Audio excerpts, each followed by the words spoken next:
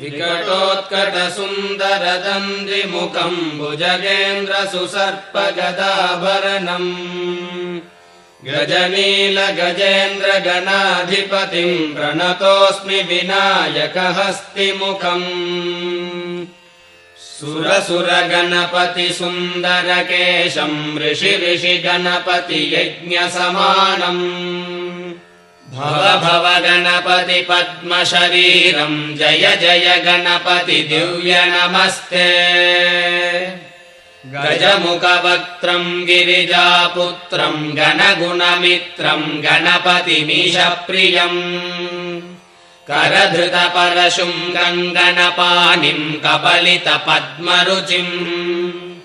सुरपतिवन्द्यम् सुन्दरनृत्तम् सुरचितमणिमकुटम् प्रणमत देहम् प्रकटित